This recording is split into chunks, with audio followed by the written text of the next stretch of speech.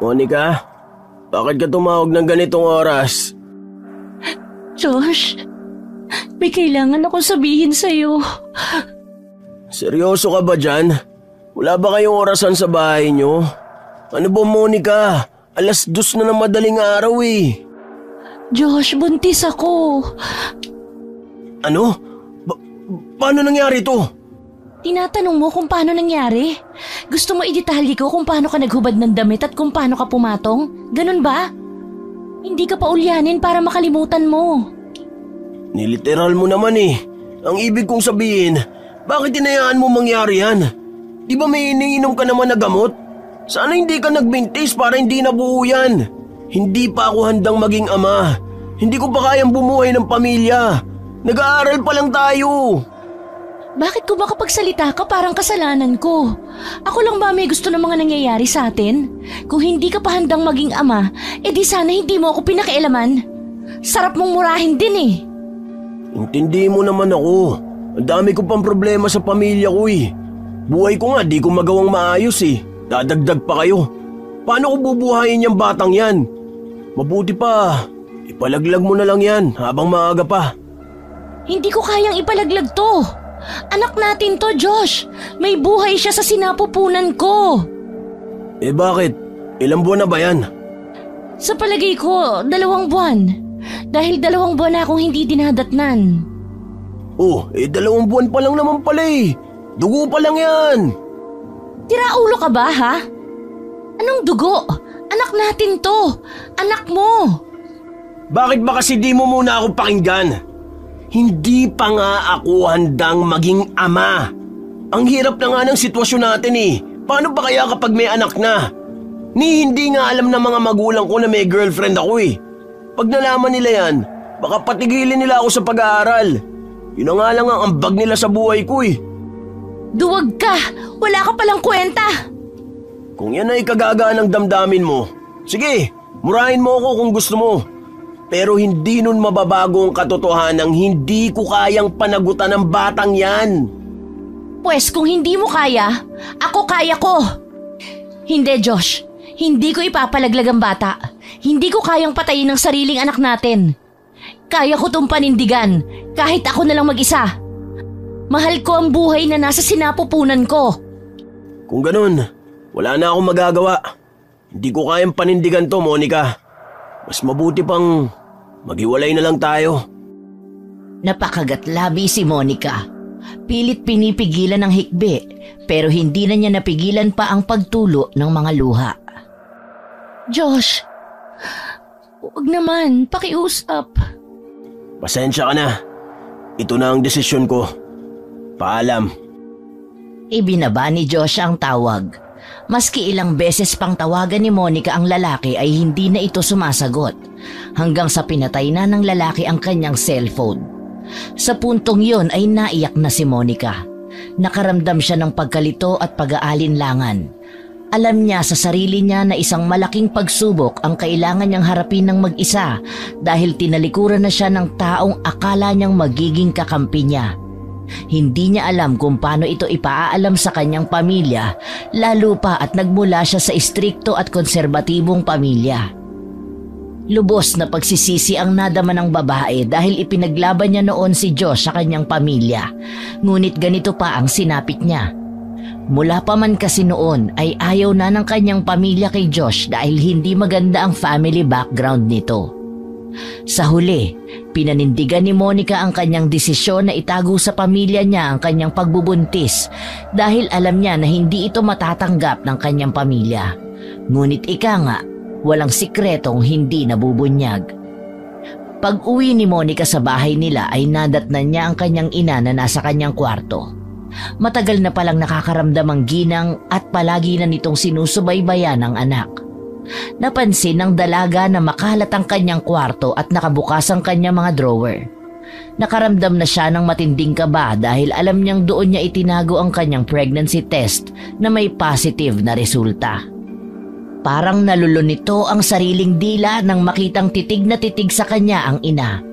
Hawak na nga nito ang pregnancy test. Galit ang anyo nito at parang liyong mangangain ng buhay. Ngunit sa kabila ng nakakatakot nitong mga titig ay baka sa mga mata nito ang pagkabigla at lungkot. Ano to, Monica? Buntis ka? Dahan-dahan siyang lumapit sa kanyang ina at nanginginig na inabot ang pregnancy test kit. Mama, ano po kasi? Biglang tumayo ang ina ni Monica at sa isang iglap, sinampal siya ng malakas. Walang hiya ka! Bakit mo nagawa sa amin to? Pinagkatiwalaan ka namin! I'm sorry po, Mama. Nakakahiya ka! Nag-aaral ka pa lang ah! Sabi ko na nga ba malakas ang kutob ko na may itinatago kang kalokohan. Anong mukha ang ihaharap ko ngayon sa pamilya natin? Sa mga tao? Hindi ko po sinasadya. Anong hindi mo sinasadya? Naglandi ka tapos hindi mo sinadya? It's your choice, Monica, na humiga sa kama at gawin ang isang bagay na hindi nyo pa dapat ginagawa. I'm sorry po talaga. Natakot po ako Hindi ko po alam kung paano sasabihin sa inyo. Napakalaking kahihiyan ang dinala mo sa pamilya natin. Akala ko mabait kang anak, pero ano to? Isang malaking pagkakamali. Anong mangyayari sa'yo ngayon?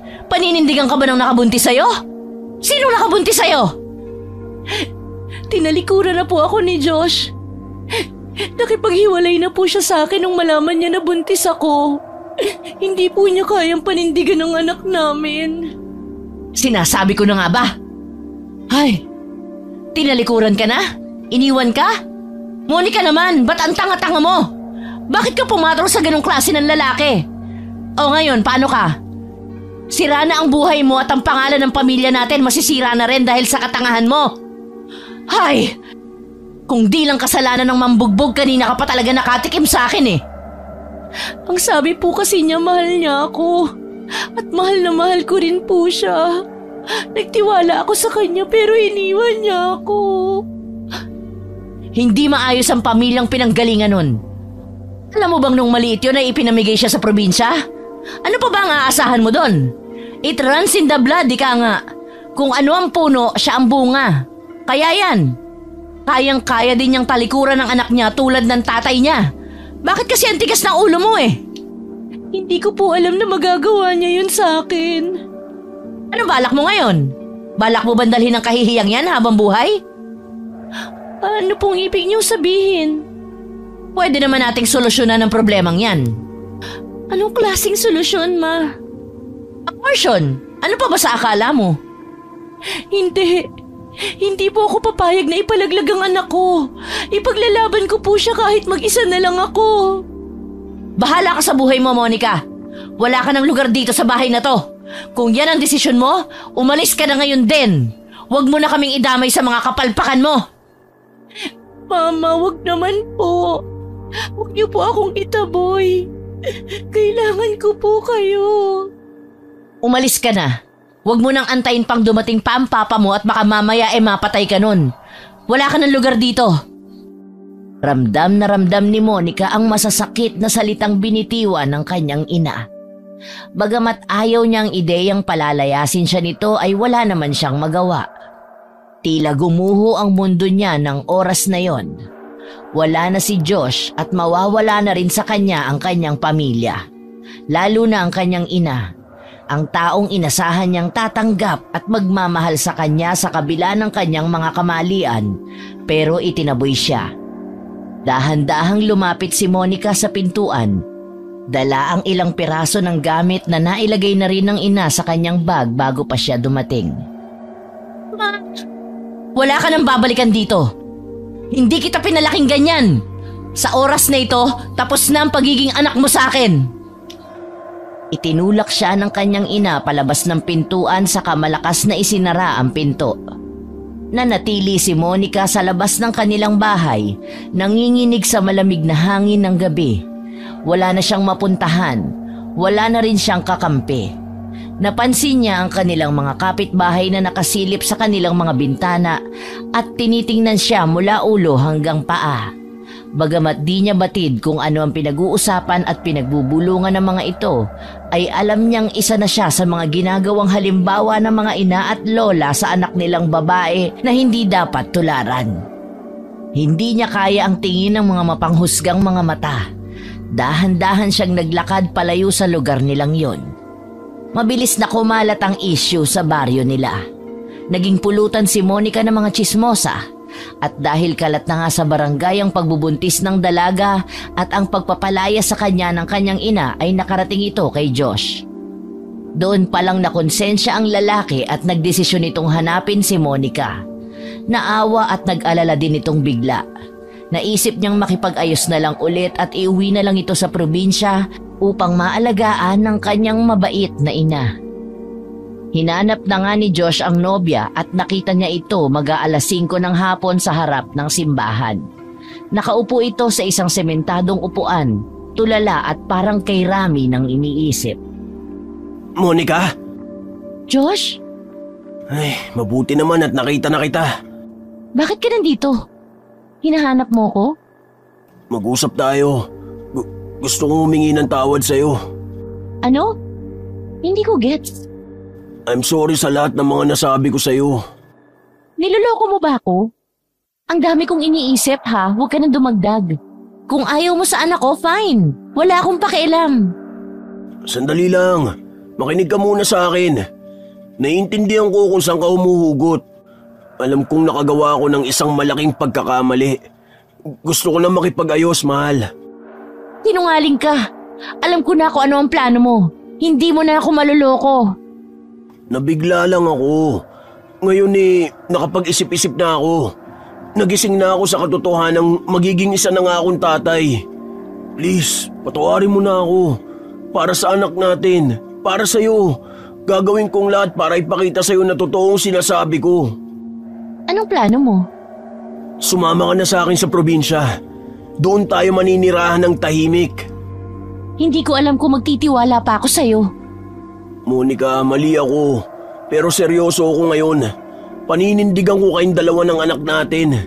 Gusto ko kayong protektahan. Nandito ako humihingi ng tawad at umaasang bibigyan mo ako ng pagkakataon na itama ang mga pagkakamali ko. Natatakot ako. Baka kung anong gawin mo sa akin. Hindi. Mahal kita, Monica. Baka naman gusto mo lang ako isama tapos ang plano mo pala ipalaglag doon ng bata. Hindi ko gagawin yun. Nandun ang tatay at nanay ko kaya imposibleng mangyari yun. Ano? Oo, tama ka nang narinig. Iuuwi na kita sa bahay namin. Ano, sasama ka ba? Oo at hindi lang ang sagot. Oo na, ang kulit mo naman eh. Pagdating nila sa probinsya, ang inaasahan ni Josh ay sasalubungin siyang masaya ng kanyang mga magulang. Pero hindi na ang kanyang tatay at nanay ang naroon sa kanilang bahay, kundi ang kanyang tiyahin na kapatid ng kanyang ama. Ipinagtapat nito sa kanya na sabay na namatay ang kanyang mga magulang dahil sa aksidente. 2 taon na ang nakakaraan. Doon niya napagtanto na kaya pala matagal na siyang hindi nakakatanggap ng mga sulat mula sa mga ito ay dahil patay na sila. Halos 5 taon na rin na wala siya sa probinsyang yon. At ang tanging komunikasyon nila ay sulat at pagpapalitan ng text message pa dati. Sumama ang loob niya sa kanyang tita. Tinanong niya ito kung bakit hindi man lang sinabi sa kanya pero sinungitan lang siya nito at sinabihang wala rin naman siyang maitutulong kung sakaling malaman niya ang nangyari. Sinumbatan pa siya nitong ampon at wala ng karapatan sa pamamahay ng kanyang mga magulang. Wala rin daw siyang naiambag sa kanyang pamilya, kaya't hindi siya maaaring maghangad ng anumang bahagi sa ari-arian ng mga magulang nito. Pinalaya sila doon dahil hindi na raw magiging responsibilidad ng mga kamag-anak ni Josh dahil wala na raw ng tumayong magulang nito at binilinan silang huwag nang bumalik pa roon.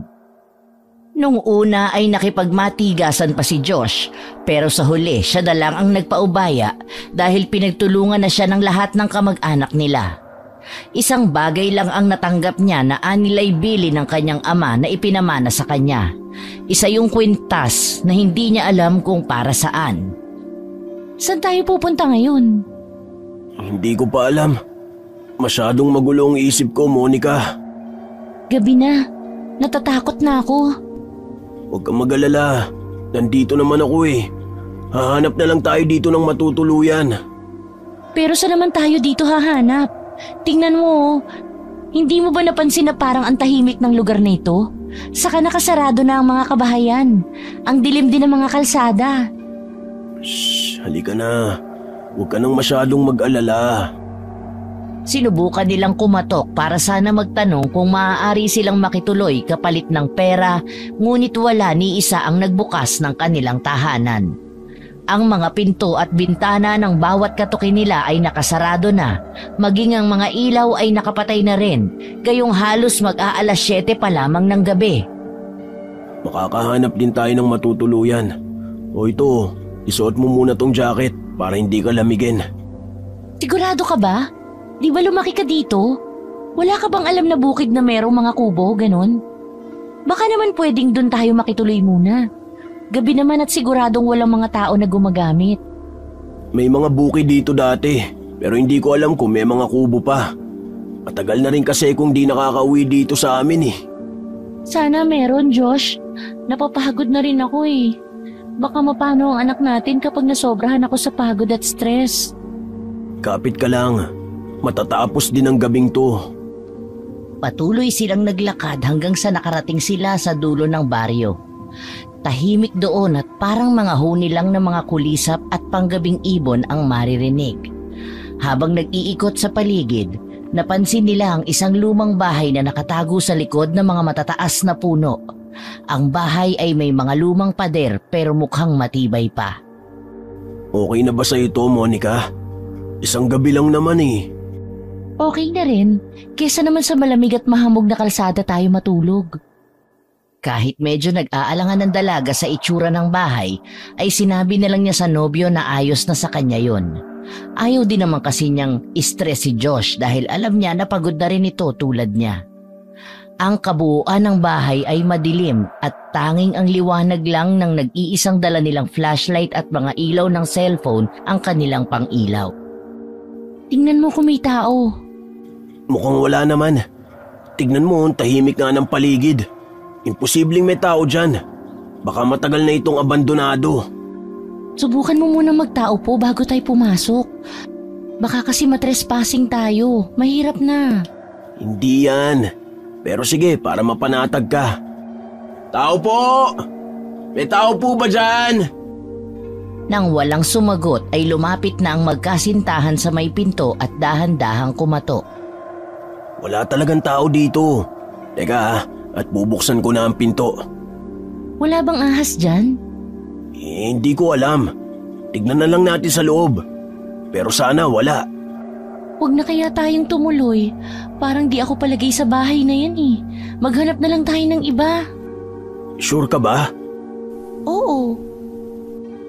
Paalis na sana ang dalawa para maghanap ng ibang bahay o kubo pero bigla namang bumuhos ang napakalakas na ulan. Wala nang mapagpipilian ang dalawa kundi ang pumasok sa abandonadong bahay na nakita. Ngunit laking gulat nila nang mailawan na mali sila ng akala sa bahay. Malinis at maayos ang mga kagamitan sa loob. Medyo amoy alikabok nga lang. Okay naman pala dito eh. Tara, libutin natin. Tignan na rin natin ang kwarto kung ayos ba. Mahal, wala bang multo rito? Siyempre wala. Ikaw talaga, tanda-tanda mo na, nagpapapaniwala ka pa sa mga ganyan. Para kasing mabigat yung... Nag-o-overthink ka na naman eh. Huwag ka kasing isip ng negatibo. Walang multo, mahal. Lumang bahay lang to, kaya ganun ang amoy. Saka dahil dulo na ng baryo, kaya naman walang kuryente. Saka... ang lakas ng ulan sa labas. Hindi ko naman sinasabi na umalis tayo ah. Sinasabi ko lang naman kung ano ang nararamdaman at nakikita ko dito. Oo nga. Pero kasi kahit di mo sabihin, alam ko na ayaw mo dito. Huwag ka na kasi mag-alala, nandito naman ako eh. Hindi kita pababayaan. Isipin mo, mas okay na to, may masisilungan tayo. Mabuti pa, magpahinga na tayo. Ayusin na lang natin ang higaan. Pagpaga ng konti at... At? Hoy, anong iniisip mo? Uy, kunwari pa siyang di niya alam. Kunwari, di niya gusto. Yak! Magtigil ka nga. Mabuti pa tong sahig na lang ang linisin natin. Ayoko dyan sa kama, no? Mamaya niyan, may surot pa dyan. Humanap na lang tayo ng mga pwede nating pangsapin. Ako nang bahalang maglinis at magayos. Relax ka lang dyan. Nilinis na nga ni Josh ang sahig nang makahanap ng walis tambo na nakasabit malapit sa may pintuan ng kwartong pinasok nila. Matapos gawin yon ay naghanap naman sila sa mga tukador na naroon at nakakita sila ng mga nakatuping mga damit at kumot na may iba't ibang laki at kapal. Nakatulog na sila pagkatapos dahil sa labis na pagod. Kinabukasan, naalimpungatan si Josh nang makarinig ng mga kaluskos mula sa labas. Palapit ito ng palapit. Biglang naalarma ang binata. Kaya naman sa takot, agad siyang kumuha ng maaaring maihampas sa kung sino mang papasok. Matinding kaba ang naramdaman ng binata sa pagkakataong yon. Lalapit pa sana siya sa may pinto upang silipin kung kanino galing ang mga yabag nang biglang bumukas ito. Mabilis niyang inambaan ng hawak na kahoy ang taong dumating. Natigil lamang siya nang biglang marinig na nagsalita ang isang matanda. Itigil mo yan! Ano ba? Bakit mo ako hahampasin? Naku, pasensya na po. Akala ko lang ho kasi masamang tao kayo. Sorry talaga. Sino ka ba? At anong ginagawa mo rito sa bahay ko? Kayo po ang may-ari ng bahay na to? Bakit ka nandito? Pagnanakaw ka ba? Naku, hindi po. Naghanap lang po kami ng masisilungan kagabi. Pinalayas po kasi kami ng mga kamag-anak namin. Huwag po kayo mag-alala. Aalis na rin po kami. Pinalayas? Bakit? Samantala, dahil sa komosyon at malakas na boses ng matanda ay nagising na si Monica. Nahanap nito si Josh na nasa tabi ng pinto at nakikipag-usap sa isang matandang babae. Mahal, bakit? May problema ba? Siya yung may-ari nitong bahay. Magandang araw po. Pasensya na po kayo kung ginamit po namin ang bahay ninyo. Umulan po kasi ng malakas kagabi kaya dito na ho kami sumilong. Galing pa po kami ng Maynila eh. Pinalayas po ako ng pamilya ko dahil nalaman nilang nagdadalang tao ako. Si Josh naman po ay itinakwil ng mga kamag-anak niya dahil patay na po ang mga umampon sa kanya. Ako po si Monica. Ganon ba? Hindi ko alam na may ganyan kayong pinagdadaanan. Nakakalungkot naman na kung sino pa ang kapamilya sila ang magpapabaya, ano? Kaya nga po eh. Pasensya na po kayo talaga kung pumasok kami ng walang paalam dito sa bahay ninyo. Wala na yun. Ayos na. Huwag na kayong mag-isip ng kung ano-ano pa. Ano po palang pangalan nyo? Ako si Tess. Sa hindi maipaliwanag na dahilan ay napansin ni Josh ang biglang tila pagkislap ng mga mata ni Aling Tess.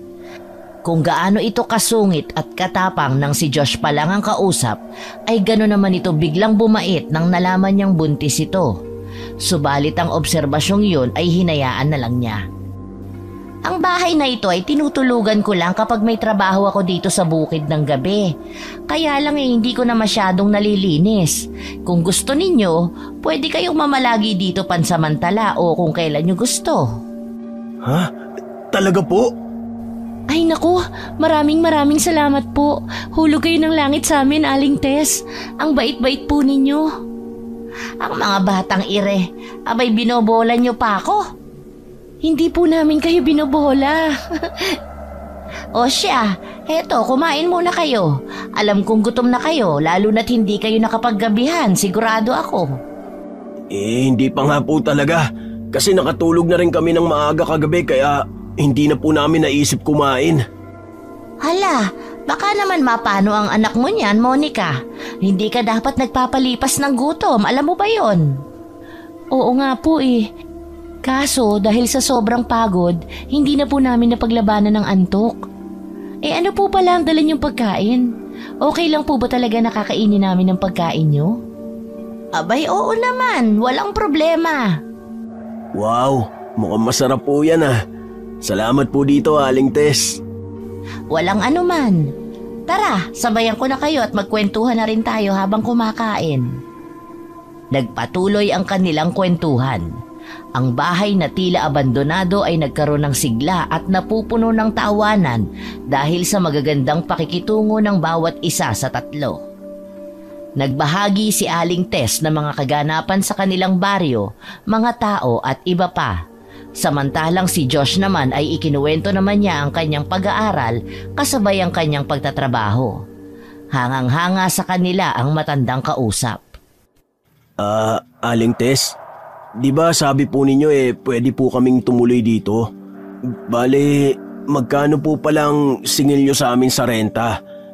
Pero sa ngayon po pagpasensyahan na lang po ninyo kung magkano lang po ang kaya ko ibigay ha. Maghahanap na lang po muna ako ng trabaho. Babayaran ko rin po kayo. Ay, wag na iho. Hindi ko kailangan ng pera. Pero kung gusto mo talaga ng pagkakakitaan, may alam akong trabaho na bagay sa'yo. Pwede kitang ilapit sa kakilala ko sa bayan. Talaga po? Anong klaseng trabaho po yun? Mamaya na natin pag-usapan yan. Ang mahalaga ngayon, magpahinga muna kayo. Isa pa, gusto ko ring ipaalala na huwag kayong lalabas ng gabi. Delikado para sa inyo, lalo na kay Monica dahil sa kanyang kalagayan. Bakit po? Ano pong meron sa gabi? Basta, iwasan nyo lang. Mas makakabuti na manatili kayo sa loob kapag madilim na. Magtiwala kayo sa akin. Dahil sa ipinakitang pag-aalala at kabutihan ng matanda, lubos na nagtiwala ang magkasintahang sina Josh at Monica. Wala silang kamalay-malay na ang matandang babae na pinagkatiwalaan nila ay may itinatagong madilim na lihim. Sa kabila ng kanyang mabait na pakikitungo, may mga bagay siyang hindi ipinapakita sa kanila. Makalipas ang 5 buwan, lumaki na ang tiyan ni Monica. Sa bawat paglipas ng araw ay nakita nilang mas naging mapagmalasakit si Aling Tess sa kanilang dalawa. Halos araw-araw tuwing maliwanag ay nasa bahay na yun na ang matanda. Sobrang pag-aalaga ang ipinakita nito para sa magkasintahan, lalo na kay Monica at sa kanyang dinadala.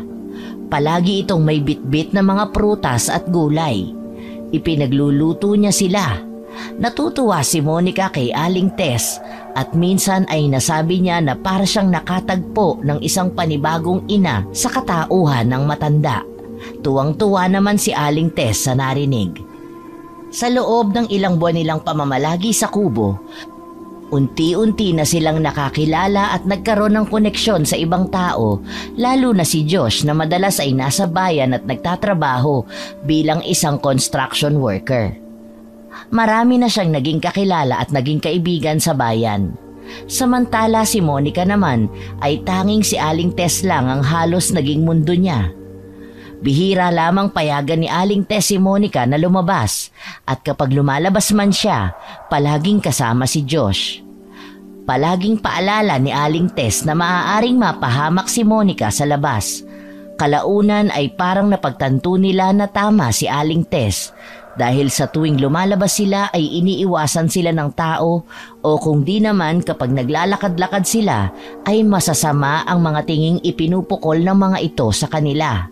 Wala silang kaibigan sa lugar na yon. Ngunit sa kabila ng kabaitan ng matanda sa kanila ay nakaramdam ng di tama si Josh. Napansin niyang nagiging overprotective na ito lalo na kay Monica. May mga pagkakataong napapansin niyang parang may itinatago ang matanda, ngunit hindi niya ito maipaliwanag. Habang patuloy na lumalaki ang tiyan ni Monica, tila mas napapraning ang lalaki. Marami siyang tanong na hindi niya kayang masagot. Hanggang isang araw, habang abala sa pamamalengke ang lalaki, may nakasalubong itong pagala-gala na lalaking madumi at nanlilimos.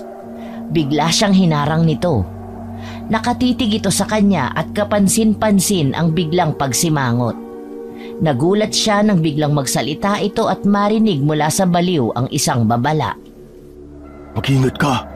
Sinasabi ko sa iyo, may mga taong nakapaligid sa iyo na hindi totoo at mapagpanggap. Anong ibig mo sabihin? Ngunit matapos sabihin ng katagang yun, ay hindi na siya sinagot ng baliw. Tumakbo ito at hindi na niya ulit nakausap.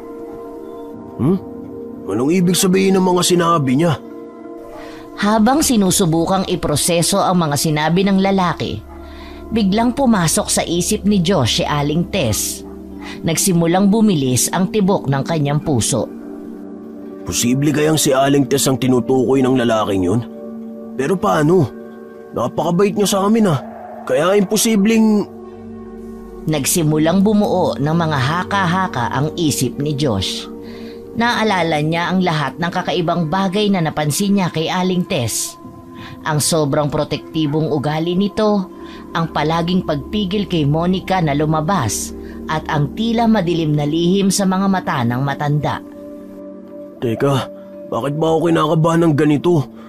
Parang pakiramdam ko may mali.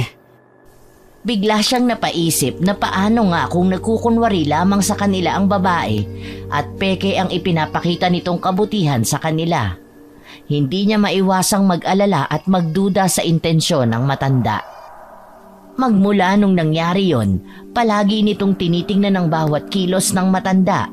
Gusto man sana sabihin ni Josh sa kanyang nobya ang nangyari sa palengke, ay hindi niya magawa dahil nararamdaman niyang tila napapalapit na ito sa matanda. Panayampuri nito dito kapag nag-uusap sila.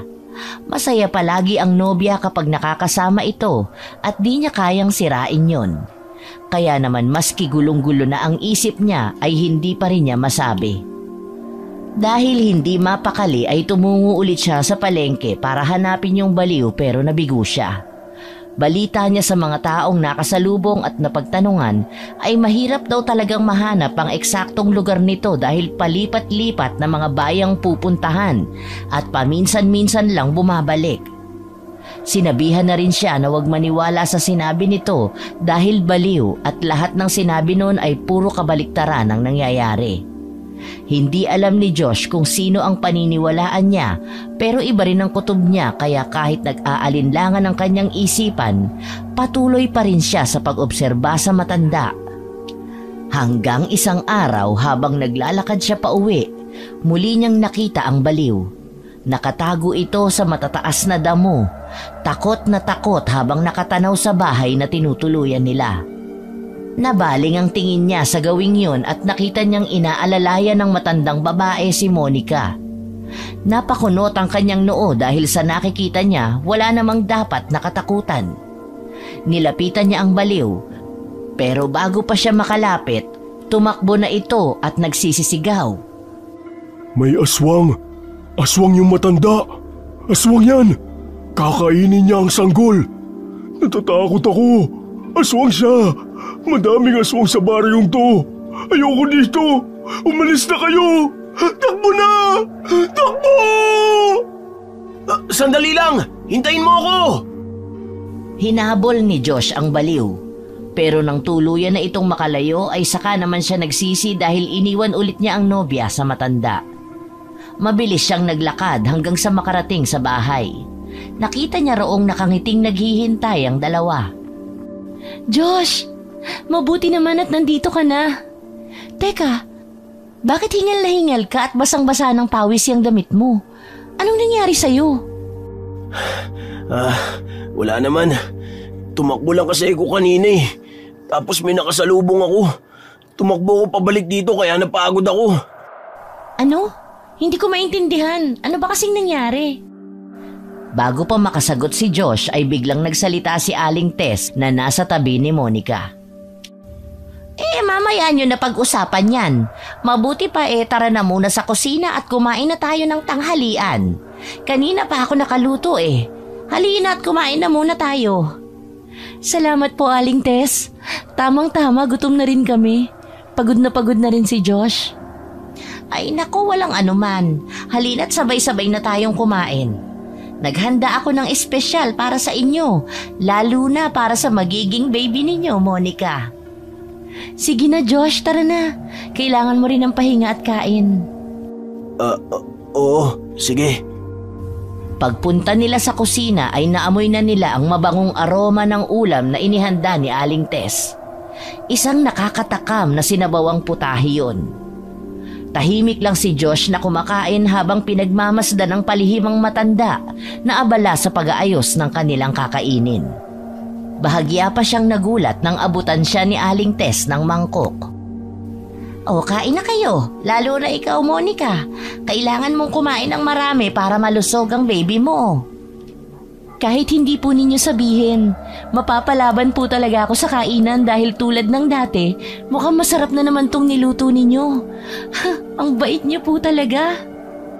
Habang kumakain ay patuloy na naglalaro sa isip ni Josh ang sinabi ng lalaking baliw. Minsan pa niyang hinabol ng tingin ng matandang babae. Iniisip kung may koneksyon ba o katotohanan nga ba ang sinabi nito sa matanda. Oh Josh, ayaw mo ba sa ulam? Kanina ka pa natutulala dyan at hindi ginagalaw ang pagkain. Pasensya na po. Marami lang akong iniisip. Pero gusto ko ang luto ninyo. O siya, kung totoo ang sinasabi mo, kumain ka na. Kailangan mong magpalakas para sa pamilya mo. Habang nakaupo at kumakain, ay inisa-isa sa isip niya ang kanyang mga napansin sa matanda. Una, biglang naging mabait ito nang malaman ang kwento nilang dalawa at nalaman na buntis si Monica. Pangalawa, masyado itong maalaga sa kanyang nobya. Mas higit pa sa tunay na ina ang pag-aalaga nito kay Monica. Buong araw na naroon sa kanila ang matanda at nag-aasikaso sa kanila. Nagtataka na rin siya kung bakit ganun ito makitungo sa kanila, gayong wala naman silang maibibigay na anumang kapalit. Pangatlo ay nabanggit ng matanda noon na nagtatrabaho ito kapag gabi. Hindi rin naging malinaw ang mga sagot nito sa kanila kapag nagtatanong. Nagagalit pa ito kapag nangungulit siya. Pang-apat, saka lamang ito kumakain at nakikisabay sa kanila kapag ito ang nagluto ng ulam. Pansin din niya na hindi naglalagay ng kahit na bawang, luya at asin ang matanda. Naging maayos naman ang maghapon nila ng araw na yon hanggang sa nagpaalam na ulit si Aling Tess sa dalawa.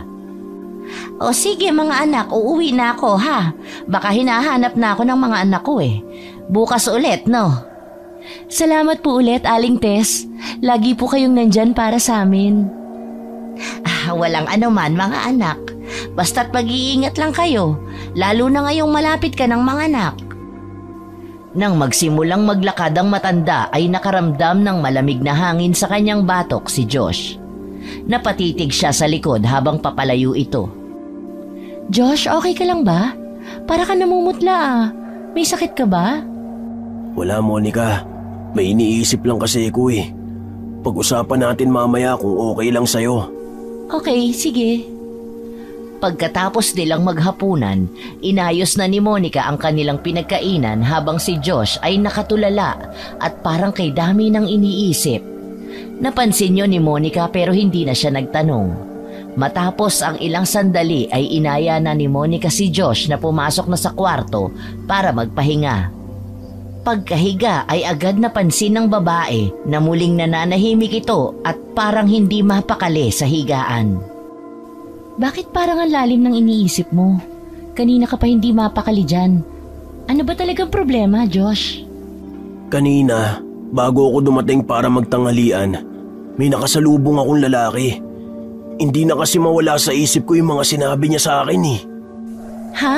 Sinong lalaki? Hindi ko kilala. Parang wala sa sarili. Parang baliw. Pero may sinabi siya sa akin na hindi ko makalimutan. Ano bang sinabi niya? Sinabi niya na hindi lahat ng taong nakapaligid sa atin ay totoo. Marami daw nagpapanggap sa baryong to. Maraming aswang. At isa sa kinatatakutan niya ay si Aling Tess. Natatakot ako para sa iyo, Monica. Paano kung totoong aswang si Aling Tess? Anong gagawin natin? Baliw nga tapos pinaniniwalaan mo. Ano ba naman yung narinig mo? Mabuti pa wag mo nalang pansinin. Hindi. Para kasing may katotohanan yung sinasabi niya. Nakita ko yung totoong takot sa mga mata ng lalaki. Sinabi pa niya na kakainin ni Aling Tess ang anak natin. Kakainin daw ng aswang. Seryoso ka ba? Ano ka ba naman, Josh? Baliw yun. Bakit ka nagpapa-apekto dun? Oo nga, pero napapaisip ako, Monica. Si Aling Tess, parang may kakaiba sa kanya eh. Hala, si Aling Tess? Ang bait-bait kaya ng matanda. Niluluto niya lahat ng gusto ko, inaalagaan niya tayo. Bakit mo naman biglang iniisip na may kakaiba sa kanya? Hindi ko naman sinasabi na aswang nga talaga siya at masama si Aling Tess. Ang gusto ko lang sabihin, mag-ingat tayo sa kanya. Monica, hindi pa natin siya lubos nakakilala. Ni isa sa mga kamag-anak niya wala pang nagpunta o sumilip dito. Maghapon siyang nandito at nakabantay sa'yo. Di mo ako masisisi kung iisipin ko na parang may mali sa sobrang kabaitan na ipinapakita niya. Wala namang mawawala sa atin kapag hindi tayo masyadong magtiwala sa kahit kanino, di ba?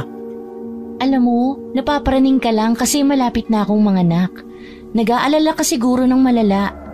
Okay si Aling Tess, wala kang dapat na ipag-alala. At saka kung aswang siya, di dapat nun pa niya ako sinaktan. Alam mo naman na… Oo, tama ka. Baka nga napapraning lang ako. Pero please lang mag-ingat ka pa rin. Huwag kang magpapadala masyado sa kabaitan niya. Sige na, huwag ka nang mag-alala. Safe tayo dito. Lahat ng pangangailangan natin na ibibigay ni Aling Tess. Basta, relax ka lang. Oo, Monica, relax lang ako. Pero mag-ingat pa rin tayo, Fine, mag-iingat ako. Mabuti.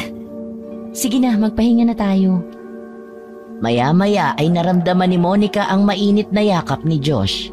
Ramdam niya ang init ng katawan nito sa kanyang likod. Ilang sandali pa ay nakatulog na ang dalawa. Josh, gising. Ha? Parang may tao sa labas. Kanina pa ako nakakarinig ng mga kaluskos na parang nanunubok. Hoy, bumangon ka dyan. Tingnan mo. Please. Ano? Bakit ko naman titingnan? Hayaan natin siya dyan. Kung tao man yan, di naman yan makakapasok sa bahay. Sarado ang mga pinto at bintana natin. Pero sige, huwag kang mag-alala. Akong bahala. Bumangon si Josh at kinuha ang itak na palagi niyang inilalagay sa ilalim ng kama nila. Maya-maya ang mga kaluskos ay naging parang tunog ng kinukuskos ang pader. Ano ba yun? Bakit ganun ang tunog? Sige mahal, huwag ka na lumabas. Baka kasi mabangis na hayop yan. Baka mapahama ka pa. Sisilipin ko lang. Diyan ka lang. Paglapit ng lalaki sa may bintana ay agad na amoy niya ang isang nakakasulasok na amoy na parang patay na hayop. Halos masuka siya sa baho. Tiniis niya yon at dahan-dahang iniangat ang bintana. Dahil maliwanag ang buwan ng mga oras na yon, kitang-kita niya ang isang kakaibang nilalang na ikinukuskus ang matatalas na kuko sa pader. Biglang nakaramdam ng takot si Josh dahil alam niya sa unang tingin pa lang na hindi tao o mabangis na hayop ang gumagawa nun. Parang aswang! May aswang nga! Mabilis niyang nilapitan sa kama ang kasintahan. Ano? Anong nakita mo? Huwag ka magugulat May aswang sa labas! Ha? Aswang? Seryoso ka ba? Oo, nakita ko! Ang pangit ng itsura niya! Nakakatakot tapos mahahaba ang kuko niya! Anong ginagawa niya dito? Ako ba ang sadya niya, Josh? Paano ang baby natin? Baka mapano siya? Mabuti pa mag-impake na tayo. Aalis tayo sa bahay na to. Walang tanong-tanong na nagsimulang mag-ayos ng gamit si Monica. Samantalang si Josh naman ay abala sa pagtingin-tingin sa paligid. Naging alerto sa anumang pwedeng gawin ng nilalang. Hindi pa man sila nakakabawi ay bigla na lang may kumalabog sa kanilang bubungan. Josh, ano yun? Ano na naman yun? Hindi ko alam. Baka may nahulog lang. Biglang lumakas ang kalampag at tila binabayo na ito ng paulit-ulit ng kung anumang nilalang na nasa itaas. Parehong napasigaw na ang dalawa. Hindi na halos makayanan ni Monica ang takot na kanyang nararamdaman ng mga oras na yon. Diyos ko! Josh! Nang makita ng dalawa na nagsisimula ng masira ang ilang bahagi ng bubong, ay mabilis niyang hinatak si Monica. Monica, halika! Kailangan na nating umalis dito! Hawak kamay, dahan-dahan silang lumabas ng kwarto. Sinubukan nilang hindi makagawa ng anumang ingay. Naglakad sila sa labas sa masukal na daan at binalak na magtago sa dilim. Umaasa silang masasalisihan nila ang aswang. Ay, salamat naman at hindi tayo napansin ng aswang. Shh! Huwag ka munang maingay. Agad napansin ni Josh na tila nagpapaikot-ikot lamang sila sa lugar. Nagtataka siya kung bakit dahil alam niya na diretso lang ang daan sa dulong bahagi ng baryo na yun. Kapag naglakad ay makikita rin ang mga kabahayan ng mga taong nakatira doon. Walang kaalam-alam ang dalawa na nasa ilalim na pala sila ng mahika ng kinatatakutang aswang. Bilisan mo, Monica. Kailangan natin makalayo at makatakas dito. Josh, kanina pa tayo lakad ng lakad pero bakit parang pabalik-balik lang tayo? Kanina ko pa nga rin napapansin yan eh. Nalilito na rin ako, Monica. Sumasakit ang tiyan ko. Aray. Kapit lang, mahal. Makakaalis tayo ng ligtas dito. Halika, mabuti pa magtago muna tayo sa malaking puno na yon. Tara!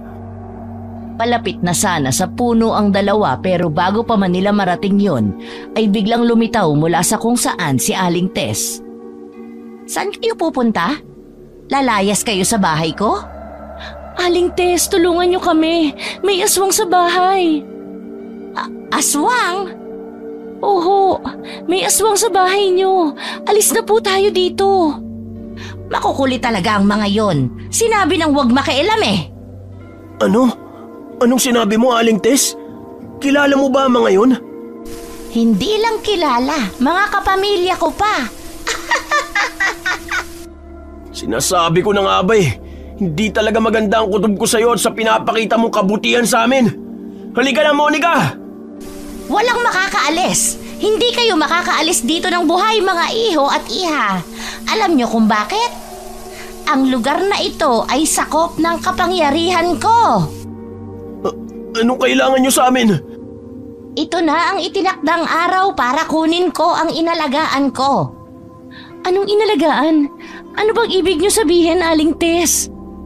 Matagal na akong natatakam sa tiyan mo.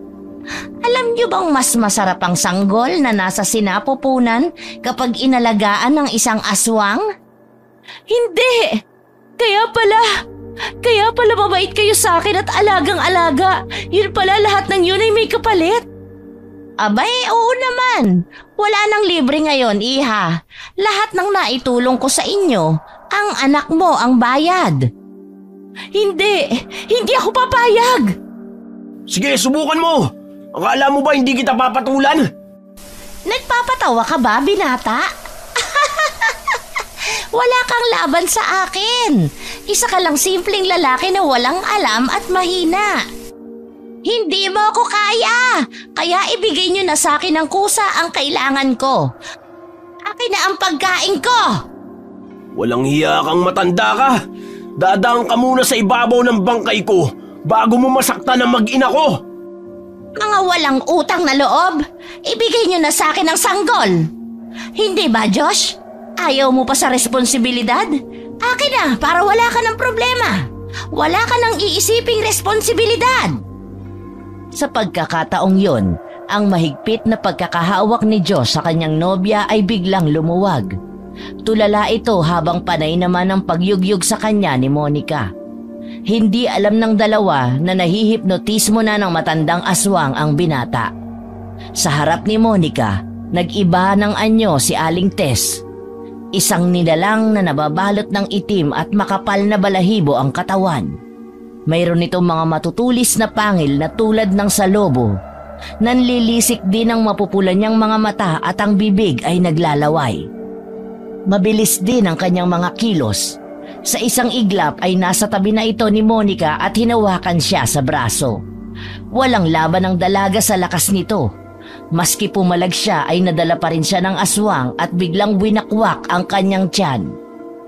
Hindi! Kitang-kita ni Josh ang nangyari sa kanyang mag-ina. Nakita niya ang nobyang nakatingin sa kanya na umiiyak at nanghihingi ng tulong. Gusto man tulungan ng lalaki ito, hindi niya magawa dahil hindi siya makagalaw o makapagsalita man lang. Hanggang sa lapitan siya ni Aling Tess, pinagkakalmot ang kanyang mukha at sinaksak ang kanyang puso. Kinuha nito ang puso ng lalaki. Dahan-dahang bumagsak si Josh sa damuhan at nakita niyang kinain ng matandang babae ang kanyang puso. Josh! Gising! Binabangungot ka! Gising! Sa lakas ng sigaw ni Monica, biglang napabangon si Josh, hingal na hingal, basang-basa ng pawis at halatang natataranta. Walang sabi-sabing niyakap niya agad si Monica, mahigpit at tila takot. Monica, patawarin mo ako. Naging pabaya ako. Di man lang kita na ipagtanggol. Patawad, mahal. Dahil sa akin namatay ka. Nabigla si Monica sa kakaibang ikinikilos ni Josh. Nalilito siya kung ano ang sinasabi nito at kung ano nga ba ang nangyayari. Bagaman naguguluhan, niyakap niya ito ng mahigpit at pilit pinapakalma ang nobyo sa pamamagitan ng mahinang tapik at hagod sa balikat ng lalaki. Josh, ano bang sinasabi mo? Buhay ako! Ligtas tayo! Ba't ka ba nagkakaganyan? Monica, yung panaginip ko napakasama. Ayoko mangyari sa iyo yun. Ano bang napanaginipan mo? Pwede mong ikwento sa akin. Biglang tumahimik si Josh. Gustong-gusto niyang ikwento kay Monica ang kanyang panaginip pero natakot siya. Ayaw niyang bigyan ng takot o stress ang nobya lalo pat nagdadalang tao ito. Sa halip ay sinabi ni Josh na kapag sumikat ang araw kinabukasan ay uuwi na sila sa lungsod at doon na lamang sila magsisimulang dalawa. Nangako ang binata na haharapin nito ang mga magulang ni Monica upang humingi ng kapatawaran at basbas sa kanilang relasyon. Nangako itong aayusin niya ang lahat ng gusot sa nangyari sa kanilang dalawa. Samantala, nang makabalik sa pagkakatulog si Josh ay hindi naman na muli pang dinalaw ng antok si Monica. Hindi niya maintindihan ang kanyang nararamdaman. Bigla niyang naisip na baka kailangan niyang magpahangin para bumalik ang antok. Kaya dahan-dahan siyang bumangon at lumabas ng kwarto. Umupo si Monica sa upuan sa balkon ng bahay. Isinandal ang likod sa malamig na semento. Hinaplos niya ang kanyang tiyan. Pilit pinapakalma ang sarili sa tahimik na gabi.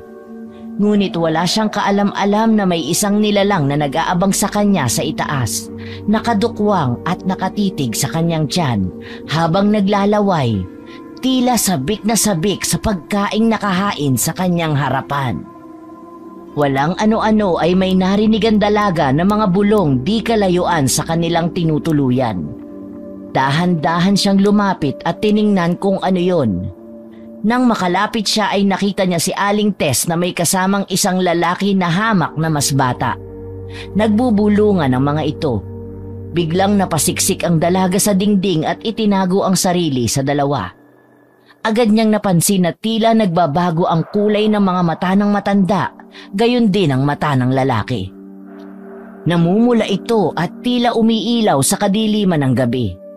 Minsan pa niyang sinilip ang kinaroroonan ng mga ito pero nang muli siyang sumilip ay bigla silang nawala sa kanyang paningin. Asan ang mga yun? Bigla naman silang nawala. Anong nangyari? Dahil sa nakita ay nagpasya na si Monica na pumasok na lang sa bahay. Kinabahan na kasi ito sa kanyang nakita. Ngunit bago pa niya mabuksan ang pinto ay may malamig na kamay na biglang humawak sa kanyang braso. Aling Tess? Ako nga. Anong ginagawa mo rito sa labas? Hindi ba't sinabihan kitang huwag lumabas kapag gabi? Hindi pinansin ni Monica ang presensya ni Aling Tess. Sa halip ay nagpumiglas siya at desperadong maabot muli ang doorknob. Ngunit sa hindi inaasahan ay biglang hinatak ni Aling Tess ang buhok niya at mariin itong hinatak palayo sa pinto. Hindi niya magawang makalaban at makapalag. Bitawan mo ako! Ano bang kailangan mo? Pilit niyang tinatanggal ang kamay ng matanda ngunit sadyang malakas ito. Nang bitawan ni Aling Tess ang buhok niya ay nakatanggap naman siya ng sunod-sunod na sampal. Ang bawat sampal ay papalakas ng papalakas. Nang gigigil na ito sa kanya. Wala siyang magawa kundi tanggapin ang pananakit ng matanda. Ang tigas ng ulo mo! Hindi ba't sinabi ko sa iyong bawal ang lumabas lalo na sa gabi? Anong gusto mo? Iba ang makinabang sa pinagpaguran ko! Napalunok si Monica habang dahan-dahang umatras. Nanginginig ang katawan. Hindi na niya kayang itago ang takot sa harap ng matanda. Ano sinasabi mo, Aling Tess? Bakit mo to ginagawa? Hindi ba naiintindihan? Hinalagaan kita, Monica, pati na ang sanggol sa iyong tiyan. Alam mo ba kung bakit? Bakit? Ano bang ibig mo sabihin? Anong kapalit? Ha? Ano? Ang kailangan ko ay ang nasa loob mo, Monica. Ang nasa sinapupunan mo, siya ang kailangan ko. Bukas pa sana ang tamang oras para sa masarap na hapunan pero sinira mo, Monica. Pero ayos lang, pwede naman ngayon ako kumain at wala kang magagawa para pigilan ako. Agad na napansin ni Monica ang paglalaway ng matanda habang nakatingin sa kanyang tiyan. At habang papalapit ito, doon siya nakahanap ng pagkakataon para umatras. At nang masandala na niya ang pinto ay hinawakan niya ang kanyang tiyan upang protektahan.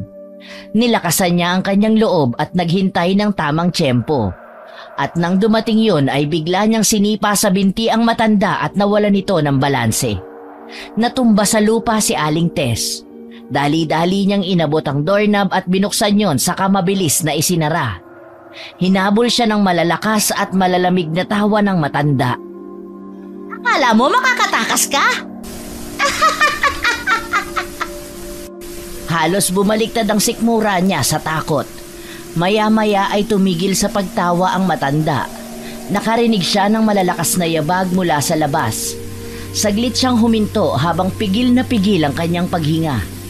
Pinakiramdaman na rin niya ang paligid kung susubukan bang buksan ng matanda ang pinto. Ngunit tanging mga kaluskos lang, tawa at mga mabibigat na yabag ang naririnig sa likod ng pinto. Monica! Monica! Alam kong nandyan ka. Hindi ka makakatakas. Wala ka nang pupuntahan. Lalabas ka rin, Monica. Naglakad ng mabilis pabalik ng kanilang silid ang dalaga. Naabutan niya doon ang kasintahan na mahimbing pa ring natutulog. Nagtaka siya kung bakit tila hindi man lang ito nagising sa kaguluhan. Josh! Gising! Kailangan na nating umalis dito! Ngunit walang naging reaksyon ang binata. Mahimbing pa rin itong natutulog maski malalakas na yugyug na ang ginagawa sa kanya. Josh! Gumising ka na! Pakiusap, gumising ka na! Please, kailangan mo gumising! Josh, ano ba? Monica! Salamat, gising ka na. Salamat talaga. Ano bang nangyari? Bakit takot na takot ka? Si Aling Tess. Papatayin niya ako at ang anak natin. Hindi. Panaginip ba ito ulit? Ano? Hindi ka nananaginip, Josh. Mapanganib ang matandang yun. Tama ka sa hinala mo. Hindi siya mapagkakatiwalaan. Balak niyang kainin ang anak natin. Ano? Aswang siya. Nakita ko. Yung mga mata niya namumula. Umalis na tayo dito. Umalis na tayo. Sandali. Hindi tayo pwedeng lumabas. Masyadong delikado. Saka ayokong mangyari sa atin yung panaginip ko kanina lang. Ayokong mawala ka sa akin, mahal. Anong gagawin natin? Luma na ang bahay na to pero matibay. Hindi niya basta-basta ito mapapasok. Ang isiping yon ang nakapagbigay ng kaunting kapanatagan sa dalawa. Ngunit nakalimutan nila ang isang detalye. Nakalimutan nila na ang bahay ay pagmamay-ari ni Aling Tess at lahat ng sulok ng bahay na yon ay kabisado ng matanda. Walang kaalam-alam ang dalawa na sa ilalim na ng bahay pumapasok ang matanda at ang dalawang kasama niya. May sikreto itong tunnel at sa isang silid ang sulpot nun. Walang kamalay-malay ang dalawa na kapag binalak nilang lumabas maski sa sala ay nakaabang na sa kanila ang tatlong aswang. Si Aling Tess, ang binatang kausap niya at ang aswang na nasa bubong. Ngunit matalas ang pang-amoy at pandinig ni Josh. Kaagad niyang napansin na may mga tao nasa labas ng sala. Agad niyang binulungan si Monica upang maghanap ng pwede nilang ipanglaban sa kanilang mga gamit, pero wala namang maisip si Monica. Alam kasi niyang halos mga damit lang din ang laman ng kanyang bag. Dahil doon ay inuna niyang kalkalin ang gamit ni Josh. Dahil sa pagmamadali ay nahulog sa sahig ang isang bagay na alam niyang mahalaga sa kasintahan. Ang kwintas na ipinamana ng ama. Mahal, wala tayong gamit. Walang kutsilyo, asin, bawang o maski bato. Pero heto nahulog. Ito lang ang meron tayo. Yung itak sa ilalim ng kama. Sorry, nilabas ko yun kanina at itinago sa kusina. Hindi ko naman kasi alam eh. Anong gagawin natin ngayon? Mamamatay na ba tayo, Josh? Huwag kang magsalita ng ganyan. Gagawin kong lahat para mailigtas kita. Hindi ko hayaang masaktan ka at ang anak natin. Patawarin mo ako. Kasalanan ko ang lahat ng to. Kung pinanindigan na kita noon pa lang at hinarap ko sana ang takot ko sa iyong mga magulang, sana hindi tayo napunta sa ganitong sitwasyon. Kasalanan ko ito. Kasalanan ko. Tama na. Hindi naman kita sinisisi. May tiwala ako sa'yo. Alam ko kakayanin natin ang pagsubok na to. Alam ko na maililigtas mo kami ng anak mo. May mga narinig silang nagtatawanan sa labas ng pinto at pinag-uusapan ng mga ito ang kanilang magiging partihan kung sakaling makuha nila ang sanggol. Mahal, muntik na nating makalimutan na bahay nga pala to ni Aling Tess. Kung hindi tayo makakaalis dito, sigurado kung kayang-kaya niya tayong pasukin dito. Kung ganon, dapat umalis na tayo dito. Pero paano? Sa bintana. Kaya mo pa bang umakyat sa bintana? Hindi ko sigurado pero susubukan ko, mahal. Alang-alang sa anak natin. Kumuha sila ng isang upuan upang mapagtuntungan ni Monica. Dahan-dahan ang ginawa nilang pagkilos. Nag-ingat na hindi makagawa ng anumang klase ng ingay. Nauna nang lumabas si Josh at inabangan na lang ang dalaga para maalalayan niya ito sa kanyang pagbaba. Nanginginig ang kanyang mga kamay habang inaabot niya ang kamay ni Monica. Muli ay napalingon ang dalaga sa pinto nang makarinig ng malalakas na yabag mula sa labas ng silid. Ngayon na, Monica! 1, 2, 3, hakbang! Nang halos nasa kalahati na sila ng pagbaba, biglang bumukas ang pinto ng kanilang kwarto.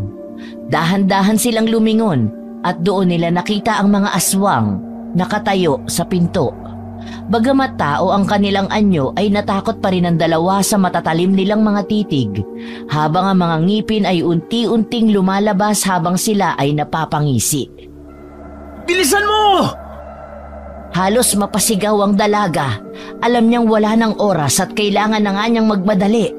Kumapit siya sa gilid ng bintana at saka mabilis na ibinaba ang katawan. Tiwala siya sa pagsalo sa kanya ni Josh. Halika na! Kailangan nating makalayo sa kanila!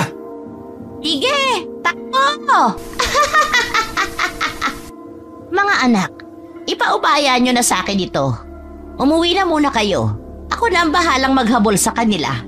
Delikado kung magsasama-sama tayong 3. Sige na, umuwi na kayo.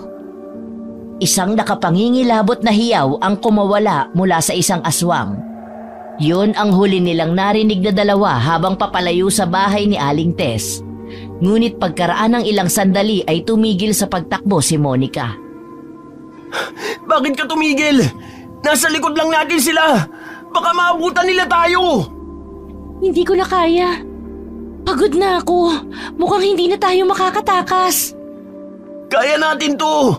Hindi ko hayaang mahuli tayo ng aswang! Biglang narinig nila ang umaalingaw-ngaw na tawa ni Aling Tess.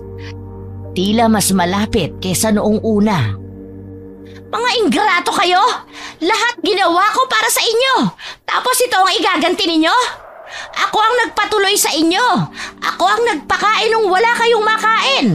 Ganyan ba kayo magbayad ng utang na loob? Anong gagawin natin? Mukhang hindi talaga siya titigil. Halika, magtago tayo! Saan? Malapit na siya! Natatakot na ako! Ginawa ko ang lahat sa inyo! Pero ito ang igaganti ninyo? Tatakasan ninyo ako? Mga walang utang na loob! Walang makakatakas sa akin! Wala! Monica, dito tayo. Sumiksi ka sa loob ng mga damo. Huwag kang gagawa ng ingay, okay? Paano kung makita niya tayo? Hindi tayo makikita basta tahimik lang tayo. Kailangan lang natin magtago ng mabuti. Habang nakayuko ang dalawa sa gitna ng damuhan, ay naririnig nila ang tila papalapit na boses ng matanda. Hanggang sa napatigil ito sa kanilang tapat. Parang dinadama kung nasaan sila. Hindi niyo ako maloloko, mga bata. Kahit saan pa kayo magtago, maaamoy ko kayo. Huminga ng malalim si Josh.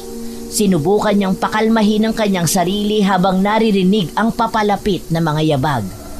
Ang bawat tapak at ang tunog na nililikha ng mga naaapakang tuyong dahon at damo ay nakapagbibigay sa kanila ng labis na kilabot. Naririnig ko ang tibok ng puso niyo, mga hunghang. Mabuti pa ay lumabas na kayo. Simple lang naman ang hinihingi ko sa inyo Ang sanggol. Kailangan ko ang sanggol na inaalagaan ko, Monica. Napahawak si Monica sa braso ni Josh. Tensyonado na ito at gabutil na rin ang pawis na tumatagaktak mula sa kanyang noo at ilong. Panay naman ang lingon ni Josh at bahagya pa siyang sumilip para tingnan kung mayroon nga ba silang pwedeng mahinga ng tulong kung sakali. Pero nanlumo siya dahil alam niyang ang bahaging yon ay medyo malayo pa ng kaunti sa mga kabahayan. Ang unang bahay mula doon ay nasa halos 300 metro pa. Biglang tumahimik ang paligid. Wala na ba siya? Shh! Huwag ka munang maingay! Biglang may humawi ng damong pinagtataguan nila at tumambad sa kanilang harapan si Aling Tess. Malaki na ang pinagbago ng itsura nito. Mas nakakatakot at mas nakakakilabot. Ang kanyang mga mata ay parang sa mabangis na leon, matalim kung tumitig. Meron siyang mga pangil na handang lumapa dahil sa talas at haba. Ganon din ang kanyang mga kuko na kayang-kayang pumunit ng balat at laman ng kanyang mabibiktima. Ang kanyang balat ay maputla at halos nagkukulay abo na napapalibutan ng mga galit na ugat na tila gumagapang sa ilalim. Ang kanyang pagtayo ay hindi na tulad ng dati dahil bahagya siyang nakayuko at tila nakaposisyon sa paraang parang lulundag o aatake. Ang kanyang anyo ay nag-aalanganing tao at halimaw. Akala ninyo hindi ko kayo mahahanap? Nagpupumigla si Monica mula sa pagkakahawak sa kanya ni Aling Tess, ngunit tila bakal ang lakas ng aswang. Bitawan mo siya, Aling Tess! Wala kaming masamang ginawa sa'yo! Wala daw. Wala daw. Paanong wala kayong kasalanan tatakas nga kayo, di ba? Lalayas na kayo dito sa poder ko, di ba? Itatakas nyo ang pinakamasarap na magiging pagkain ko. Hayop ka, Aling Tess! Sabi ko na nga ba totoong kutob ko na may iba sa'yo? Pakawala mo si Monica kung hindi! Wala ka sa posisyon para manakot, bata. Ako ang... Hindi na pinatapos ni Josh ang anumang sasabihin ng matanda. Hinawakan niya ang kamay ni Monica at pilit inaalis doon ang pagkakahawak ni Aling Tess. Ngunit ang hindi nila inaasahan ay biglang nagbago ulit ng anyo ang matanda sa harap nila. Mas naging mukhang isang halimaw, mas nakakatakot. Nilabas na nito ang totoo niyang wangis bilang isang aswang. Naging isang mabagsik na dambuhalang aso. Si Josh na handang-handang lumaban ay biglang nakaramdam ng panghihina dahil sa takot habang nakatingin sa aswang. Napaatras siya habang ang mga kamay ay nanginginig. Monica, hindi natin to kaya. Hindi. Wala tayong laban. Huwag ka sumuko. Kailangan nating lumaban. Hindi tayo pwedeng basta nalang magpatalo. Tignan mo siya, Monica. Anong magagawa natin sa ganito? Wala tayong laban. Masyado siyang nakakatakot. Halos bumigay na sa takot si Josh lalo na't palapit na ng palapit ang aswang sa kanila. Halos napaluhod na ito sa lupa at tila sumusuko na dahil sa kawalan ng pag-asa. Samantalang si Monica kahit nanginginig sa takot ay pilit hinihila si Josh para tumayo. At sa kahihilan niya, ang kwintas na nakatago sa loob ng kanyang t-shirt ay biglang tumambad sa paningin ng aswang. Josh, tingnan mo! Kaagad napansin ni Monica na ang galit na dambuhalang aso ay biglang napaatras nang makita ang kwintas. Parang bigla itong nawala ng tapang. Napakunot ang noo ni Josh. Naguguluhan siya pero nang unti-unting bumabalik sa alaala niya noong bata pa siya, ang alaala ng ama at ng anting-anting na yun ay bigla siyang nabuhayan ng loob. Madalas ikwento sa kanya ng kanyang ama na yun ay malakas na pangontra sa mga masasamang elemento tulad ng mga aswang, barang, kulam at engkanto. Napagtanto niyang hindi ordinaryo ang pamana sa kanya nito. Ang kwintas ay tila may kapangyarihan laban sa mga tulad ni Aling Tess. Kaagad niyang binulungan ng dasal ang kwintas at humingi ito ng gabay at kaligtasan para sa kanila. Hindi! Hindi maaari! Ang kwintas na yan! Alam mo to? Bakit ka natatakot dito, Aling Tess? Bakit? Bakit nasa iyo ang kwintas na yan? Pagmamay-ari yan ang kinatatakutan naming antingero. Akala namin tapos na ang lahat nung mamatay siya sa aksidente. Isang antingero ang tatay ko? Tatay? Tatay mo ang antingero na hindi namin kayang labanan noon. Akala namin tapos na ang katatakutan nang namatay siya. Pero ngayon, bakit nasa iyo yan? Kung takot ka dito, mabuti pa itigilan mo na kami. Hayaan mo na kami, Aling Tess. Mga bata lang kami. Josh, ibig sabihin, ang kwintas na yan ay hindi basta kwintas lang. Gamitin natin yan panlaban sa kanya. Munti ko nang makalimutan. Totoo, natatakot kami sa antingero, pero wala na siya. At ikaw, bata ka lang. Hindi mo kayang gamitin ang kapangyarihan niya. Tama ka, isa ka lang bata at wala kang alam. Totoo ba yun? Hindi mo ba alam kung paano gamitin ang kwintas? Hindi. Katapusan nyo na. Wala na kayong kawala, mga bata. Muling nagpalit ng anyo si Aling Tess at sinugod nito si Josh. Ngunit sa di malamang dahilan ay tila nagkaroon ng lakas ng loob at tapang ang binata na makipagsabayan sa lakas ng aswang. Nasasangga niya ang bawat pag-atake at nakapagbibigay siya ng mga suntok na nakapagpapaatras at nakapagpapahina dito. Ngunit sa isang muling pagsugod ay tinamaan ng matalas na kuko sa braso si Josh. Napasigaw si Monica dahil sa matinding pag-aalala. Naging malikot ang kanyang mga mata. Naghanap siya ng bagay na pwede niyang magamit upang matulungan ang nobyo.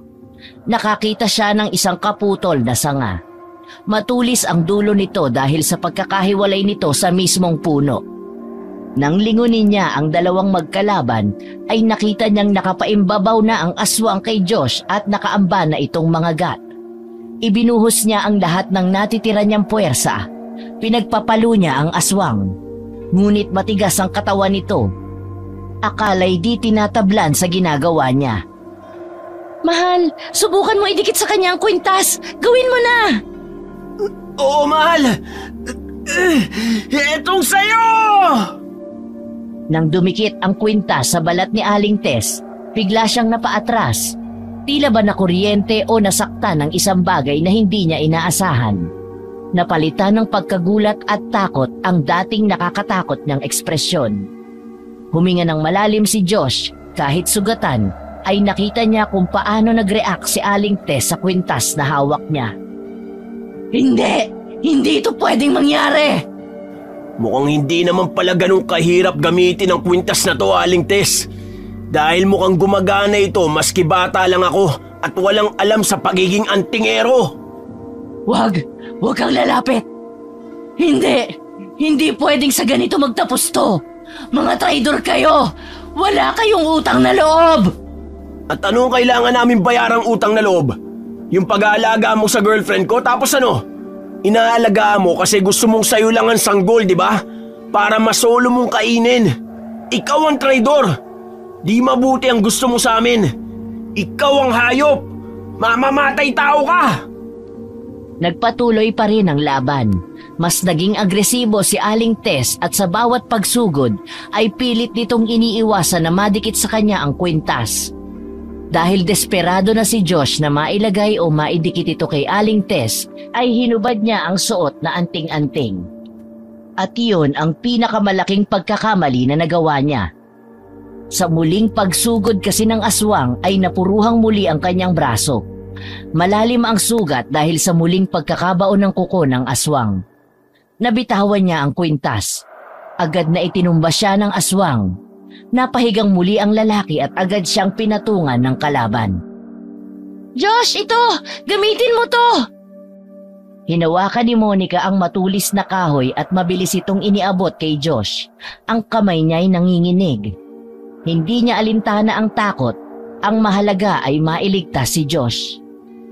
Sa huling segundo bago makagat ng aswang, isinaksak ni Josh ang matulis na dulo sa tapat ng puso ni Aling Tess. Etong sayo! Hindi! Hindi maaari! Unti-unting bumagsak ang katawan ni Aling Tess sa lupa. Bumigat ang kanyang paghinga hanggang sa tuluyan siyang nawala ng buhay. Mahal, tapos na. Nagawa natin. Humihingal si Josh at nanginginig pa rin. Hindi siya makapaniwala sa nakita. Hindi siya makapaniwala na napatay niya ang mabangis na aswang. Mabilis na lumapit sa kanya si Monica at tinulungan siyang makatayo. Mahigpit siyang niyakap ng nobya. Mahal, nagawa mo. Buhay pa tayo. Oo, pero hindi ko magagawa yun kung hindi dahil sa'yo. Salamat, mahal ko. Teka, yung kwintas. Eto oh, pinulot ko na. Malaki ang naitulong nito sa ating dalawa kaya wag mo nang huhubarin. Si tatay, kahit hindi niya ako tunay na anak at kahit patay na siya, nagawa pa rin niya akong protektahan. Mahal na mahal ko sila, Monica. Kahit hindi ko sila tunay na kadugo, sila lang ang tunay na magulang para sa akin. Tama ka. Mahal na mahal ka nila. Mahal ka ng tatay mo. Magmula ngayon, hindi ko na kayo iiwan. Magiging inspirasyon ko ang pagmamahal sa akin ni tatay. Papalakihin ko rin sa pagmamahal ang anak natin, Monica. Salamat. Natigil sila sa pag-uusap nang bigla silang makarinig ng malalakas na alulong ng mga aso. Napatingin sila sa bangkay ni Aling Tess. Mahal, kailangan natin makaalis dito. Baka may dumating pa. Sana wala na, kasi parang hindi ko nakakayanin. Kaya nga, umalis na tayo dito. Uuwi na tayo. Kailangan nating umalis bago pa may makakita sa atin. Hindi tayo pwede magtagal dito. Bigla, narinig nila ang mga kaluskos mula sa malayo. Agad silang napatingin sa direksyon ng tunog. Pareho silang kinabahan. May paparating. Ha? Kailangan na nating tumakbo. Paglipas ng ilang minuto ay narating na rin nila ang mga kabahayan. Sinubukan nilang kumatok pero tulad ng dati ay wala pa ring nangahas na magbukas ng kanilang mga pinto o sumilip man lang sa kanilang mga bintana. Nagpatuloy sila sa paglalakad hanggang sa biglang tumigil si Monica. Humigpit din ang hawak niya sa sugatang braso ng nobyo. Nag-aalalang napalingon sa kanya ito. Ayos ka lang ba? Aray! Ang sakit ng tiyan ko! Manganganak na yata ako, Josh! Manganganak ka na? Teka, pigilan mo muna! Hindi ko kayang pigilan. Ano ka ba? Hindi ko na kaya. Sobrang sakit. Sa di inaasahang pagkakataon, isang kubo ang biglang lumiwanag. Nagbukas ito ng kanyang ilaw at pamaya-maya ay lumabas ang isang matandang babae. Lumapit ito at nagpakilala sa dalawa. Nag-alok ng tulong. Ngunit dahil sa nangyari ay nagdalawang isip si Josh. Bigla kasi niyang naalala si Aling Tess. Hindi niya kilala ang matanda at hindi niya alam kung totoo ang hangarin nitong makatulong. Kayo yung mga dayo na nakatira doon kay Tess, hindi ba? Tawagin niyo na lang akong Lola Maria. Dati akong hilot at matutulungan ko siya sa panganganak. Aswang po si Aling Tess. Baka... Alam ko at alam naming lahat. Akala nga namin aswang din kayo. Hindi po. Ampun po ako ni Mang Tasyo pero nahiwalay po ako sa kanila nang bawiin ako ng mga totoo kong magulang. Ganun ba? Ikaw na ba yun? Naku, pasensya ka na. Hindi kita nakilala. Tulong, Lola! Tulungan niyo ako! Mamaya na po kayo magkwentuhan! Lalabas na po talaga yung baby ko eh! Nararamdaman ko na siya sa ibaba ko! Please, tulungan mo ko! Dahil nakarinig na ng ibang boses sa labas, ang ilang kabahayang malapit na sa kanila ay biglang nagliwanag. Nagsilabasan ang mga tao at lumapit. Minanduhan sila ng matandang babae na ipasok sa loob ng kanyang kubo ang dalaga. Maingat siyang inasikaso ng matanda. Si Josh kasama ang ilan ay naghintay sa labas ng kubo. Maya-maya ay nakarinig na sila ng iyak ng isang sanggol. Pumasok si Josh sa loob at nakita niyang nasa dibdib ni Monica ang isang maliit na sanggol. Lalaki ang anak niyo. Iho, binabati ko kayo. Ay, salamat sa Diyos. Monica, ligtas na tayo. Pwede ko ba kayong matanong? Bakit kayo nandito sa labas dis oras ng gabi? Nalaman po kasi namin na aswang yung si Aling Tess at papatayin niya po kami. Nasaan siya? Napatay ko po siya. Biglang nagliwanag ang mukha ng babaeng kaharap. Mga kasama, patay na ang aswang. Napatay ng batang ito si Tess. Nagbunyi ang mga taong naroon. At doon nila nalaman na matagal na rin kinatatakutan ng mga tao ang pamilya ni Aling Tess. Dahil mula nang mamatay ang antingero sa kanilang lugar, ay naghasik na ito ng lagim sa kanilang baryo. Wala nang nagtangkang lumaban sa mga ito. Kaya ang tangi na lang nilang ginagawa ay ang pagsasara ng kanilang mga pinto at bintana at ang paglalagay ng mga proteksyon sa mga ito upang hindi sila mabiktima ng pamilya ng mga aswang. Ang mga taong naroon nagpapasalamat ng marami sa binata. Nang sumikat ang araw, agad na nilinis ng mga tao ang kalat mula sa nagdaang gabi. Inilibing nila ang bangkay ni Aling Tess at nangako sa dalawa na wala silang alam. Wala silang nakita at walang bangkay na natagpuan sa kanilang baryo. Hinayaan na nilang makaalis ang mga ito ng malinis at tila walang patayang nangyari sa baryo. Kasabay ng pagkamatay ni Aling Tess ay ang biglang pagkawala din ng kanyang mga anak. Malamang ay umalis na ang mga ito at nagpakalayo-layo na. Tinulungan ng mga tao sina Josh na makapunta sa ospital upang magamot at ganun din upang ma-check up ang sanggol at si Monica. Matapos nilang magamot ay tuluyan na nga nilang nilisan ang bayang yon. Bagamat maraming pinagdaanan, natutunan nilang ang tunay na pagmamahal at tapang ang susi sa kanilang kaligtasan at tagumpay. Sa kanilang pagbabalik sa Maynila, naisipan nilang magpakita sa pamilya ni Monica at handang-handa nang harapin sila ni Josh para humingi ng tawad at hingi na rin ang kamay ni Monica. Kabadong-kabado ang binata at inihanda na rin niya ang sarili sa masasakit na salita o pananakit sana ng mga magulang ng kanyang nobya. Pero ang hindi nila alam ay matagal nang nangungulila ang mga ito sa kanilang anak. Matagal na rin nilang napatawad ang dalawa. Hinihintay na lamang nila ang pagbabalik ng kanilang anak kasama ang kanyang bagong pamilya.